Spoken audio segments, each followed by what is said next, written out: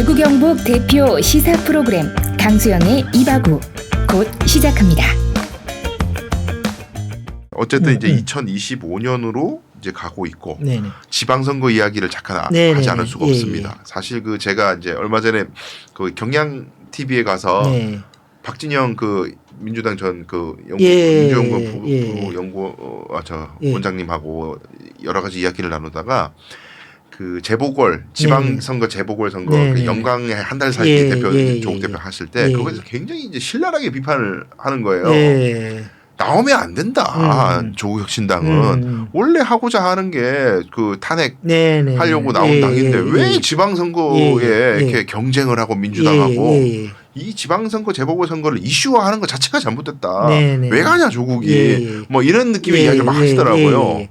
근데 이제는 이제 보궐이 아니라 본판이 옵니다. 지방선거가. 근데 주목이 되는 것은 조국혁신당이 그야말로 이제 대중정당으로 지금 인스턴트 정당이 아니라 대중정당으로 성장하려는 그 제3정당의 길을 가는 것인가 아니면 지방선거는 그냥 이제 최소한으로만 출마하고 민주당을 방해하지 않는 선에서 지민비조도 그런 거였잖아요. 지역구는 민주당 조국혁신당이 표를 뺏어오지 않겠다. 비례는 다만 이제 선거제도의 그 여러 가지를 이용해서 근데 이제 지방선거는 경쟁을 할 가능성이 높잖아요. 그렇죠. 특히 이제 호남 같은 경우에는.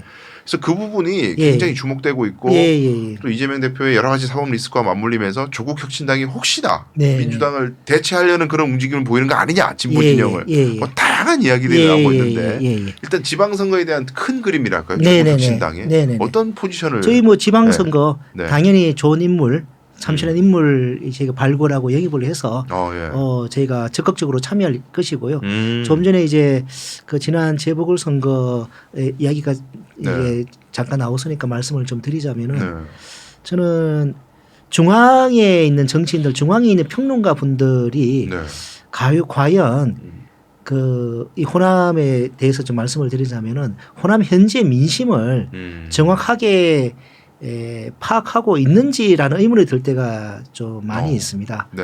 저도 이제 뭐 저는 그때 뭐 부산 검정구 지원 담당 주로 이제 검정구 있다가 그때 이제 민주당 김경지 후보로 단일화 되면서 김경지 후보의 선전을 갖다가 응원하면서 또 당에서 이제 또 영광 곡성 이게 그때 선거가 남아 있었기 때문에 저는 이제 영광에 가서 선거운동을 이렇게 했는데 그 저기 호남에 있는 그 우리 분들 입장은 이제 민주당에 대한 좀 변화와 혁신이 좀 많이 필요한데 그런 부분에 대해서 약간 뭐 쉽게 말하자면은 뭐 집토끼로 이제 그 저 호남 분들을 바라보는 그런 거에 대해서 상당히 많은 어떤 그 변화의 어떤 그런 목소리를 많이 들었습니다. 그런 부분이 있었기 때문에 비록 저희가 뭐 원하는 만큼 그만큼 투표를 하지는 못했습니다만은 그 많은 변화의 움직임을 저희가 그 감지를 했습니다. 만일에 민주당이 그런 부분을 갖다가 조국혁신당은 뭐 후보 내지 마 요렇게 해가지고는 건전한 경쟁을 통한 호남 정치, 지방 정치의 발전과 혁신은 뭐 기대하기 어렵지 않을까. 저는 호남 분들한테 그런 변화의 어떤 갈망을 많이 접했습니다. 그런 부분을 무시하면 안 될 것 같고요. 그렇기 때문에 저희가 선의 경쟁을 하는 거죠. 호남에서는 저희가 이제 조국혁신당의 좋은 인물과 민주당의 좋은 인물이 이 경쟁을 해서 그 호남 분들의 이 판단을 받는 것이고 대신에 동쪽은 이게 민주당이나 저희가 약하기 때문에 저희가 힘을 합쳐야 되겠죠.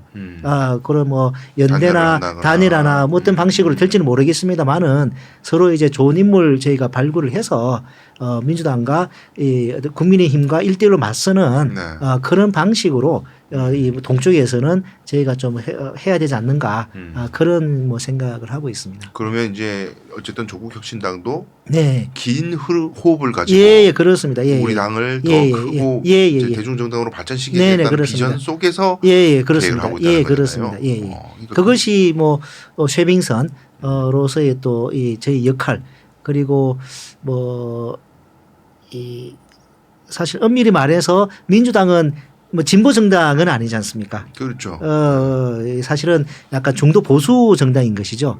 우리 이제 이념 스펙트럼으로 따지면 이게 이제 보수는 국힘, 진보는 민주당 이거는 이제 그냥 정치 레토릭이고 진짜 이제 정확한 이념 스펙트럼 나누자면 그래서 저희가 이제 그와 결을 달리하는 특히나 뭐 조세 재정 정책이라든지 이런 뭐 사회권 선진국 이런 이슈에 있어서는 저희가 민주당과 다르게 저희가 많이 고민을 하고 있고 준비를 하고 있고 최근에 그래서 이제 뭐 금투세, 금융투자 소득세 문제라든지 이런 뭐 세제 부분에 있어서는 저희가 좀 민주당과는 좀 이렇게 다른 그런 목소리를 많이 내고 있습니다.